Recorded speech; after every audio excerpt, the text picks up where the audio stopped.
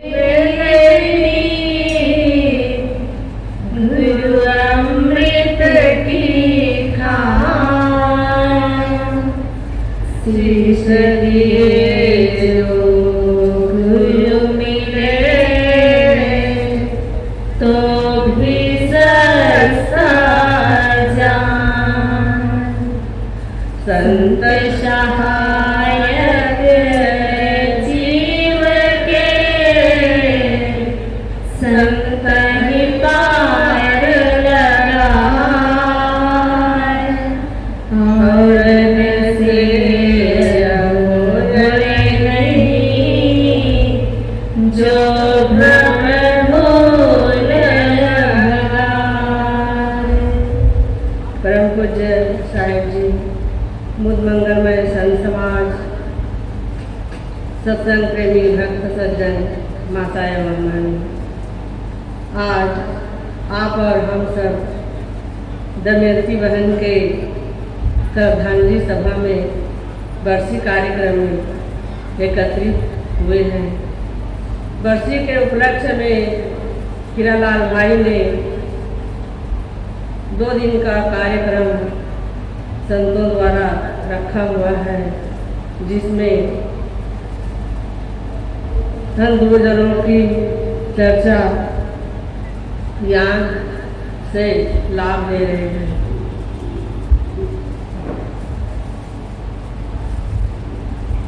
संसार में जो भी जन्म लेता है उसको एक न एक दिन यहाँ से जाना ही होता है। इसी प्रकार सदगुरु कबीर साहिब जी अपने साथी के माध्यम से कहे हैं, आया है सो जाएगा राजा रंग फकीर, एक सिंहासन चढ़ चले एक बंधी जात जंजीर। जो भी इस संसार में जन्म लेता है उसको एक न एक दिन जाना पड़ता है, चाहे वह राजा हो, रंग हो, गरीब हो, साधु हो, लेकिन सबको एक दिन जाना ही होता है।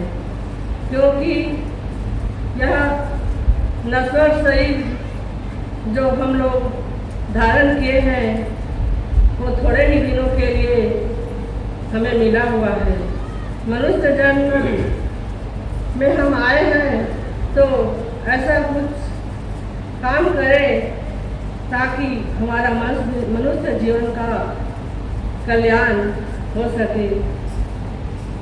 जैसे कहा जाता है, प्रथम गुरु माता जी और पिताजी होते हैं बच्चों के लिए। तो माता और पिता प्रथम गुरु होते हैं बच्चा के लिए। तो बच्चा यह जान जाता है कि यह हमारे माता और पिता हैं, लेकिन हमारे माता और पिता के प्रति हमारा क्या कर्तव्य होता है, क्या धर्म होता है, उसको माता और पिताजी बच्चों को बताते हैं।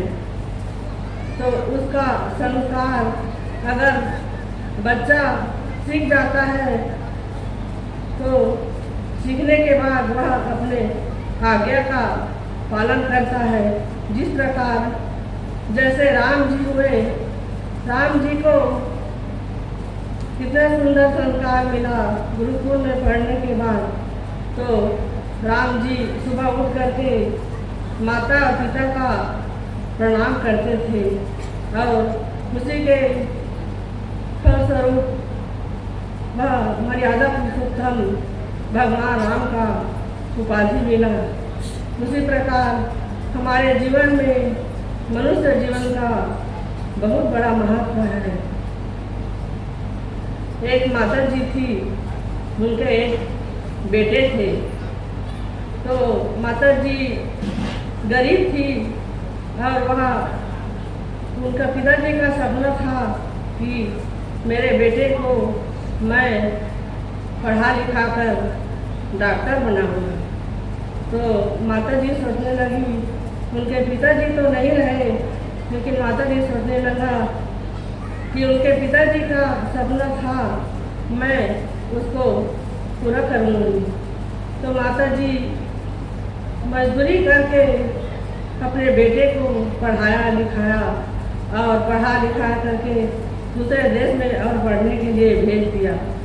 अमेरिका में पढ़ने के लिए भेज दिया और वहाँ पढ़ लिख करके उनका बेटा डॉक्टर बन गया और डॉक्टर बन करके वहीं इलाज करने लगा और यहाँ माता जी को भूल गया। तो कुछ दिनों के बाद वह एक डॉक्टर लड़की से लव मैरिज करके शादी भी कर लिया और माता जी को जरा भी भनक नहीं हुई। तो कुछ दिनों के बाद माता जी को बीमार हुआ तो गांव वाले ने कहने लगे, माता जी आपके बेटे दूर देश में डॉक्टर हैं और आप बीमार हो तो इलाज के लिए क्यों ना अपने बेटे के पास जाकर के इलाज कराओ। तो वह बुढ़िया माता जी कहने लगी, कैसे जाओ बेटा, मेरे पास तो कुछ भी नहीं है, आप लोग मुझे वहाँ तक ले चलने के लिए तैयार हो जाओ। तो वह गांव के लोग माता जी को ले करके उनके बेटे के हॉस्पिटल में ले जा करके भर्ती कर दिए और भर्ती करके आ गए। तो माता जी का इलाज उनके बेटे और बहू सही ढंग से किए और एक हफ्ते के बाद माता जी तंदुरुस्त हो गई। तो उनके बहू जो डॉक्टर थी वह कहने लगा कि माता जी तो अब ठीक हो गई, अब इनको छुट्टी कर दिया जाए। तो उनके बेटे ने उनका छुट्टी कर दिया। माता जी को कहे, माँ अब तुम्हारा तबीयत ठीक हो गया है, अब तुम यहाँ से जा सकती हो। तो वह माता जी सोचने लगी कि इतने दिनों तक तो बीमार थी और अब मैं कुछ दिनों के लिए यहाँ रहूँगी करके सोच रही थी, लेकिन मेरा बेटा मुझे जाने को कह रहा है। और कहते हुए उनके बहू जो डॉक्टर थी वह 7,000 रुपये का माता जी को बिल थमा दिया और कहे इस पैसे को पटाने के बाद ही जाना। तो माता जी सोचने लगी, किसी दिन के लिए मैं अपने बेटे को पाला पोसा और बड़ा किया, मजदूरी करके उनके पिताजी के सपने थे उसको मैं पूरा किया और पूरा करने के बाद यह दिन मुझे देखने को पड़ रहा है। ऐसा सोच करके माता जी वह बिल को ले जा करके पकड़ करके चले गए अपने घर को।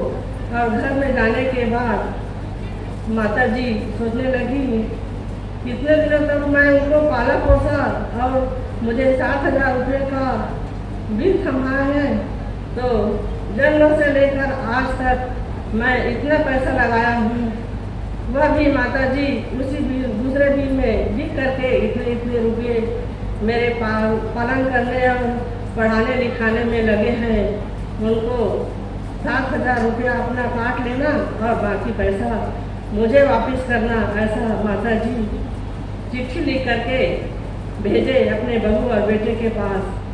तो वह पत्र बेटा और बहू के पास गया तो जब बहू देखे तो सोचने लगी, हम लोग तो सोच रहे थे कि माता जी अनपढ़ गंवार है और 7,000 रुपया बिल भर देंगे, लेकिन माता जी तो हमसे भी चतुर निकल गई।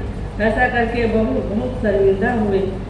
तो कहने का मतलब है कि हम लोग बच्चे को पढ़ाते हैं लिखाते हैं, अच्छे शिक्षा देते हैं, लेकिन कमी कहाँ रह जाती है संस्कार देने में। अच्छे माँ बाप होते हैं जो बच्चों को अच्छे संस्कार देते हैं और जो माँ बाप अपने बेटे को केवल और केवल पैसा छापने का मशीन बनाते हैं, उनका बेटे का व्यवहार ऐसा ही देखने में आता है। बड़ी दुख की बात है।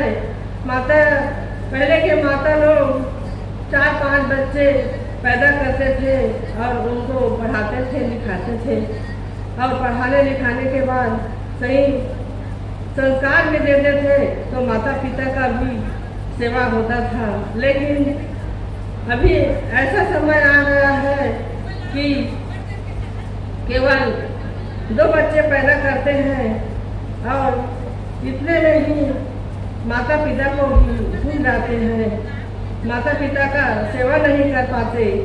माता कितना दुखी होते हैं, देखो उसी बेटे के लिए पूरा अपना जीवन लगा दिए, लेकिन वह बेटा और बहू माता जी को कैसा उपदेश दिया तो माता जी सोचने लगी, हाय मैं ऐसा ही संस्कार दिया होता तो यह दिन आज देखने को नहीं मिलता। जिस प्रकार इस संसार में होता है मनुष्य के साथ, जैसे ही हम कर्म करते हैं उसी के अनुसार हमें फल मिलता है, क्योंकि अच्छा कर्म करेंगे तो उसका अच्छा फल मिलेगा और बुरा कर्म करेंगे तो उसका बुरा ही परिणाम आएगा। इसलिए हमें जितना हो सके मनुष्य जीवन में आए हैं तो हमारा कर्तव्य क्या है, हमारा धर्म क्या है, उसको हमें समझना चाहिए। क्योंकि घर में आए हुए अतिथि पानी और वाणी जिसको हम कहते हैं, जिस प्रकार घर में अतिथि आए हैं और उसको हम मधुर वचन न कहें, पानी नहीं दिए तो वह अतिथि हमसे नाराज हो जाएगा। और अगर हम उसको प्रेम की वाणी से बैठो ऐसे करके आदर सत्कार करेंगे और पानी और वाणी देंगे तो वह खुश होकर के और हमारे दरवाजे में बैठा रहेगा। इसी प्रकार हमारा जीवन है, मनुष्य जीवन के लिए यह बहुत बड़ी मधुरता वाणी उपलब्धि है, क्योंकि हम यह नहीं सोच पाते, जो भी हम जैसे हम खेत में धान बोए हैं तो हम धान ही लुएंगे, न कि गेहूँ लुएंगे। इसी प्रकार जो भी हम कर्म करेंगे उसी का फल हमारे सामने आता है, और बुरा कर्म करेंगे तो उसका परिणाम भी उनका फल स्वरूप बुरा ही मिलता है। इसलिए मनुष्य जीवन बहुत दुर्लभ है। हमारा मनुष्य जीवन इतना कीमती है कि हम जो भी कर्म करने में तो सक्षम है, स्वतंत्र है, लेकिन उनके फल भोगने में हम परतंत्र हैं। जिस प्रकार हम कर्म करेंगे उसी के अनुसार हमें अच्छा या बुरा परिणाम मिलता है। कि हम जितना हो सके अपने मनुष्य जीवन का कल्याण करने के लिए साधना भक्ति, अपने जीवन में सत्संग भजन, संत गुरुजनों के सानिध्य में जा करके अपना जीवन का कल्याण करें। क्योंकि यह जन्म केवल खाने और कमाने के लिए नहीं मिला है, यह जन्म हम भक्ति और साधना के लिए कल्याण करने के लिए मिला हुआ है। यह जन्म हमें बहुत दुर्लभ से मिला है, इसलिए हमें यह मनुष्य जीवन का मतलब समझ करके अपना जीवन का कल्याण करने के लिए मिला हुआ है। जैसे दमयंती बहन इस संसार में आई थी और अच्छे कर्म करके इस संसार से चली गई बहुत ही कम दिनों में, लेकिन उनका यश पूरे परिवार में, पूरे आसपास में उनका यश गा रहे हैं कि दमयंती बहन अच्छी थी। इसलिए जैसे दमयंती बहन अच्छा कार्य किया है, उनके फलस्वरूप इतने संत गुरुजन उनके आंगन में आकर के शिक्षा ज्ञान चर्चा बहा रहे हैं, गंगा बह रहा है उनके श्रद्धांजलि सभा में। वह पुण्यात्मा जहाँ भी गई हो सत्संग ज्ञान चर्चा के मार्ग में तटस्थ रहे। यही दमयंती को मैं श्रद्धा सुमन समर्पित करते हुए अपने वाणी को विराम करती हूँ। बोले सद्गुरु कबीर साहिब की जय।